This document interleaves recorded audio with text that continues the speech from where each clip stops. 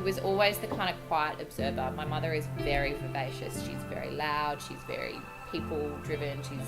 We share a lot of traits, my mum and I, and so he was always that wonderful balance for her where she could run the party and he could quietly interact and just have his own way, but he was always observing and always very engaged with the room, but just in a very different way.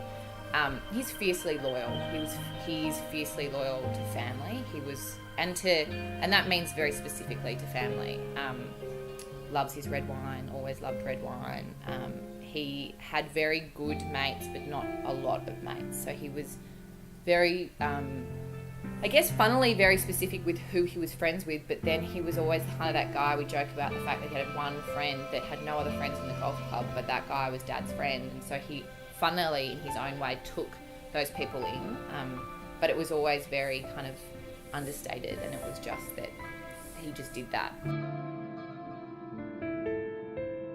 It's funny you say rare, and as a family when you hear rare and then you hear that there's 400 people that doctor himself has dealt with and he's one of many specialists, in my mind that seems too many. You know, I feel like rare is, if my father was 1 in 2 I would have agreed, but 400 to me seemed like an extremely large number. But I understand now with how prolific cancer is, that is rare.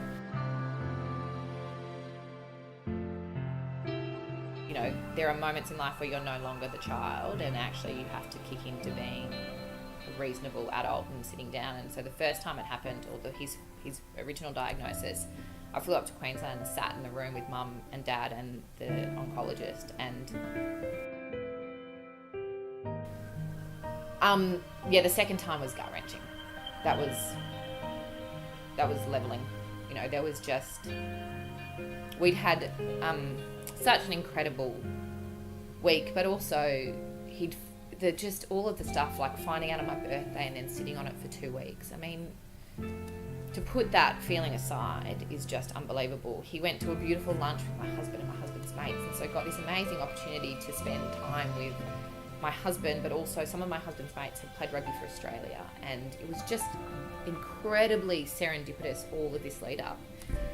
And then, you know, we got married on the Friday, and they wanted me to come over and get some stuff from them on Saturday, and I was just so desperately not into the idea of it because it was post-wedding and I was getting ready for going on a honeymoon, and so I was kind of avoiding going over, but not because it was just I didn't feel like it was necessary for me to go over. And then obviously I had this phone call, and my father called me back and he said, look, actually we wanted to sit down and talk to you because my cancer has come back. It was just harder. And naively, I felt like we were going to be okay. Like that we'd done it once before, and we'd done it with a rare, aggressive form of cancer, and that this time would be the same. And I quickly realised about a month into it that it wasn't going to be the same.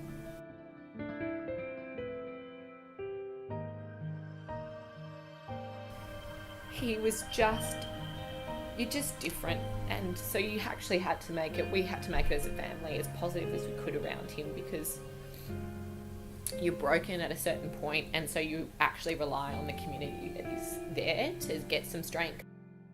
I think that we often get beaten by there's so much of it, and it impacts so many families and so many lives that hope gets lost, that we might never see it. And we certainly are seeing inroads as we move through every year. And so for me, it was like, I don't want to give to one specific kind of cancer. I would genuinely like to see all cancers go. And so for me, the fact that it was an overarching way of thinking and way of doing and way of fundraising and having an impact, that was the most meaningful thing for me.